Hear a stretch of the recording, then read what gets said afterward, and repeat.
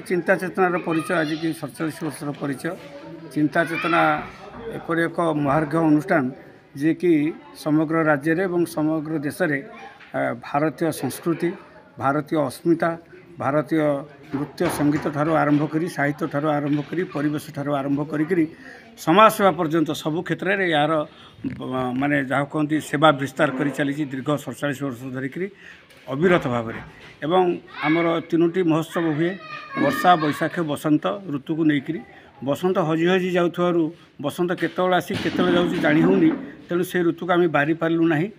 अनेक वर्ष करूँ 18-19 वर्ष कलु तापर ताकू बंद कर एवं खाली वर्षा एवं बैशाख चलुची।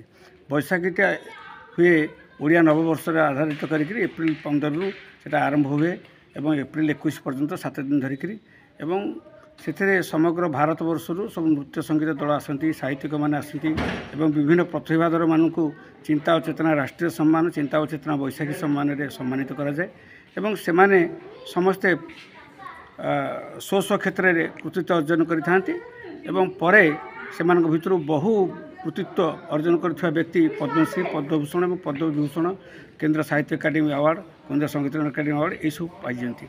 वर्तमान कथा है जे ए वर्षर जो अनुष्ठान कथा आप कहले आपको राज्यपाल महोदय उद्घाटन करते, बाचस्पति महोदय आसी नीलचक्र सम्मान सम्मानित कर। नीलचक्र सम्मान हूँ एक विरल सम्मान एवं आप देखिले जमी भाव नीलचक्र विजय हेले अष्टधातु तैयारी नीलचक्र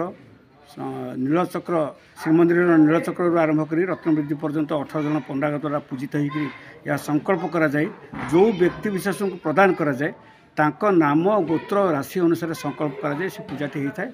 यह हूँ सुरक्षा और शक्तिर प्रतीक।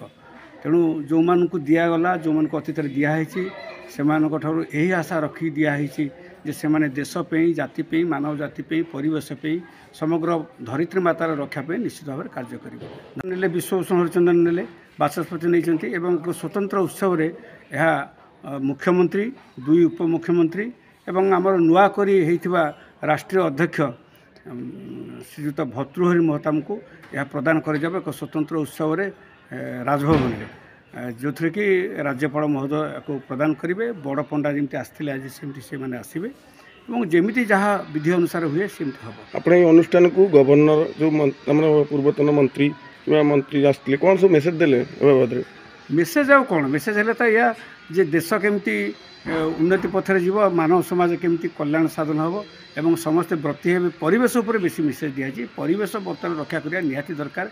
परिवेश संतुलित नहले आपन जो देखुन युद्धर विभीषिका इत्यादि परिवेश मस्तिष्क को जाऊे, मस्तिष्क विकृत होकर तार विकृत परिप्रकाश घटुची। तेणु समस्ते बर्तमान परिवेश उपर बहुत गुरुत्व आरोप कर अनेक अनुष्ठान करुँच आम भी करुँ सेटा किसी बड़ कथा नुह। तथापि एठी कौन अश्लील किंबा कौन आधुनिकतार प्रश्रय दि जाए नहीं।